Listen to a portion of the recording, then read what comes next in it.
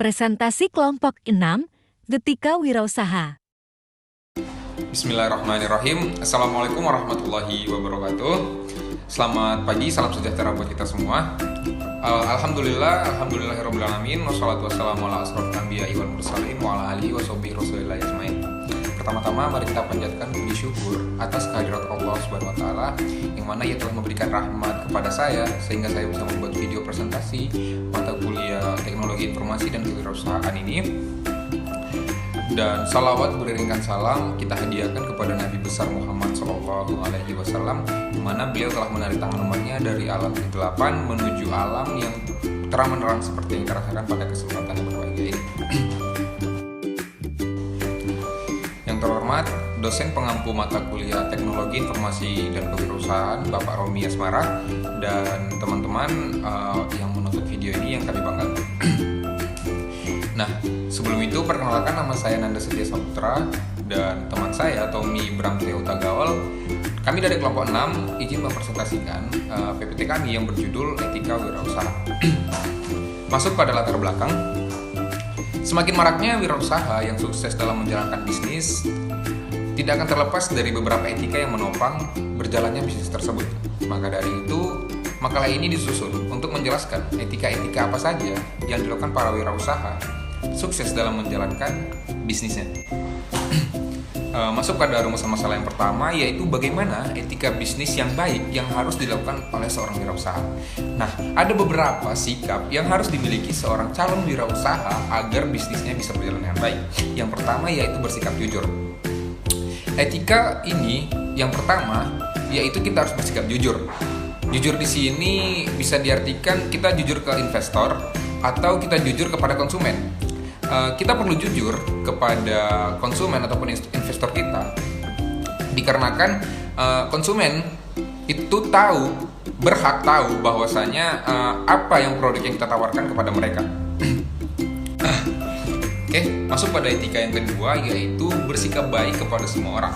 Nah, etika yang satu ini harus dimiliki oleh semua calon wirausaha yang akan membuka usahanya. Di mana dengan adanya etika yang satu ini, kita akan bisa membangun citra kita agar terlihat baik di depan investor ataupun kepada konsumen-konsumen lainnya. Masuk pada etika yang ketiga yaitu anti suap. Nah, etika yang satu ini sangat penting harus kita miliki sebagai calon wirausahawan dikarenakan anti suap ini terjadi saat ini di mana wirausaha ataupun perusahaan-perusahaan gampang sekali menerima suap-suap dari perusahaan-perusahaan lainnya. Nah, apabila kita memiliki sikap anti suap ini, maka citra diri kita akan lebih bagus. Dan apabila kita gampang untuk menerima suap dari orang lain, maka citra diri yang sudah kita bangun dari dulu-dulu akan rusak begitu saja. Masuk pada etika yang terakhir yaitu bersikap dewasa. Nah, seorang calon wirausaha harus bersikap dewasa dikarenakan dengan bersikap dewasanya seorang calon wirausaha maka akan membuat perusahaan itu akan lebih baik. Dan apabila seorang calon wirausaha tidak mempunyai sikap dewasa, maka ia akan kesulitan dalam menjalankan bisnisnya tersebut. Saya rasa sekian dari presentasi saya, dan selanjutnya akan dibahas oleh teman saya Tommy Bramteo Tagawal. Kurang dan lebihnya saya mohon maaf. Wabillahi taufik wal hidayah. Wassalamualaikum warahmatullahi wabarakatuh. Baiklah, terima kasih atas kesempatan yang telah diberikan kepada saya. Sebelumnya, perkenalkan, nama saya Tommy Bramteo Tagawal. Di sini saya akan melanjutkan pembahasan tentang bagaimana cara menanamkan etika wirausaha dalam diri kita. Baiklah, yang pertama yaitu merekrut kandidat terbaik. Cara pertama yang perlu kita ambil adalah memperhatikan proses perekrutan yang kita lakukan dalam memilih kandidat terbaik. Untuk mendapatkan karyawan yang tepat, kita perlu memilih kandidat yang berkualitas agar jiwa kewirausahaan tertanam dengan baik di dalam budaya perusahaan. Maka, kita memerlukan banyak karyawan yang berjiwa pekerja keras dan pantang menyerah. Mengapa demikian? Karena jika kita memilih karyawan dengan sembarangan, maka akan banyak karyawan yang tidak memiliki jiwa bekerja dan akan dapat merusak citra perusahaan kita yang akan datang. Maka dari itu kita harus memilih kandidat perusahaan yang sangat berkualitas demi melancarkan kinerja perusahaan kita. Kemudian yang kedua, memberi apresiasi dan insentif kepada karyawan. Seperti yang sudah dibahas pada pembahasan di awal, jiwa kewirausahaan sangat penting untuk diterapkan di dalam budaya perusahaan, karena sikap ini akan mendorong para karyawan berpikir kreatif dan inovatif demi mengembangkan perusahaan yang sedang mereka jalani. Yang ketiga, memberikan pelatihan. Pelatihan sangat bermanfaat untuk memberikan wawasan baru kepada para karyawan unggul yang kita miliki, dan mendorong ide-ide baru yang bisa mereka gunakan dalam mengasah kreativitas. Perusahaan tidak akan pernah rugi dalam mengadakan pelatihan bagi para karyawan terbaiknya, karena dengan memberikan pelatihan, sama saja membangun aset yang kuat untuk kemajuan perusahaan di masa depan. Maka dari itu, para karyawan-karyawan yang unggul yang telah mengikuti pelatihan tentu saja akan semakin semangat dalam bekerja karena telah mendapatkan wawasan baru dari pelatihan yang diberikan perusahaan tersebut kepada mereka.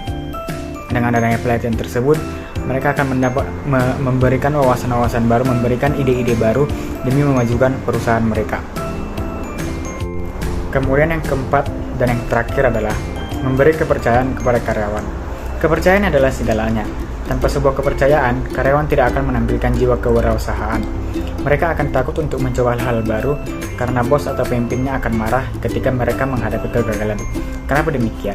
Karena jika seorang karyawan tidak diberikan kepercayaan oleh pemimpinnya, tentu saja mereka akan tidak punya gairah bekerja atau tidak akan memberikan gagasan-gagasan baru atau ide-ide baru demi memajukan perusahaan mereka. Tentu saja mereka akan terpaku pada ide-ide lama, dan semakin lama mereka akan bosan dan tidak bisa memajukan perusahaannya lagi. Jadi kesimpulan dari pembahasan kami kali ini adalah banyak wirausahawan yang sukses dalam menjalankan bisnisnya. Itu dikarenakan melakukan beberapa etika dalam berwirausaha seperti yang sudah kami paparkan di atas. Dan saran, bagi wirausahawan muda yang ingin membangun suatu bisnis, tapi takut bisnisnya tidak berhasil, ada baiknya melakukan beberapa etika dalam berbisnis terlebih dahulu. Baiklah, cukup sekian presentasi dari kami. Jika ada kesalahan pengucapan kata, kami dari kelompok 6 meminta maaf sebesar-besarnya. Atas waktu dan kesempatan yang telah diberikan, kami mengucapkan terima kasih.